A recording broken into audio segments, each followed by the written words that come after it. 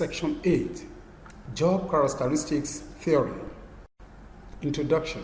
Here you will be exposed to job characteristics and if they sum some of what motivates workers to work. Objectives. Understand attributes or characteristics of the job that motivate workers. Note individual differences in response to attributes of the job structure. Comprehend the 4 parts of the job characteristics model of motivation. Identify and explain what is meant by core job dimensions, critical psychological state, personal and work outcome and growth need strength, motivation potential score. Introduction.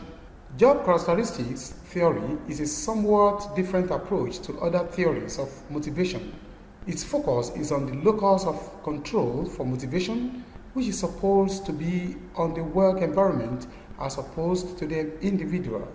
The theory elucidates that jobs have characteristics or attributes which induce workers to willingly exert their energy to perform, and hence such characteristics are found to be the main determinant of motivation. Thus, Turner and Lawrence, 1965, identified a set of attributes of the job structure that motivate individuals in their work.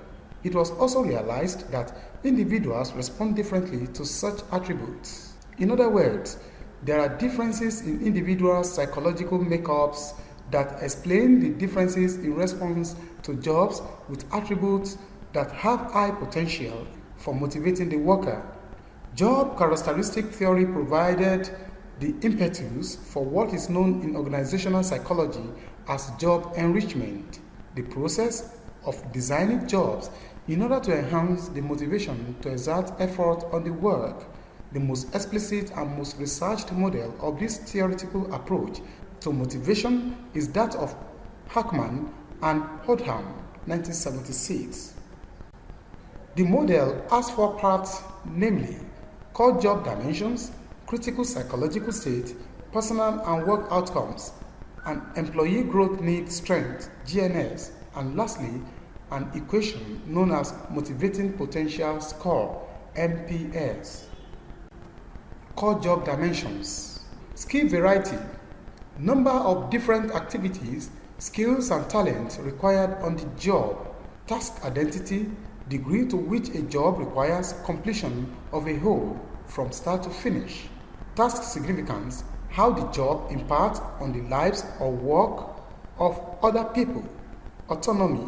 Degree of freedom, discretion, or independence associated with the job for determining procedures. Task feedback. Extent to which job completion allows individuals to know outcomes or result of efforts exerted. Critical psychological state. Critical psychological state refers to the effect of the core job dimension on the individual worker. Such states, according to the model, are experience meaningfulness, which is linked to skill variety. Experienced responsibility, linked to autonomy. Knowledge of results, linked to feedback. Personal and work outcomes and growth need strength. Personal and work outcomes refers to high internal motivation, high quality work performance, and low absenteeism and turnover. Growth needs strength. This is the variable that accounts for individual differences in responding to attributes of the job structure.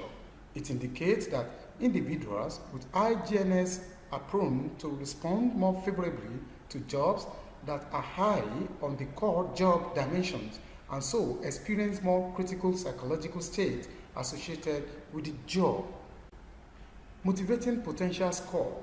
This is proposed as an equation for indexing the potential of a job to motivate the worker, that is, job holder.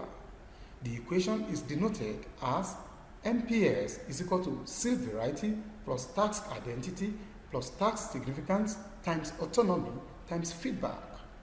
The reason for averaging the first 3 core job dimensions is because they jointly contribute to the experienced meaningfulness of work, which is the first critical psychological state. The MPS is high when each component of the formula is high.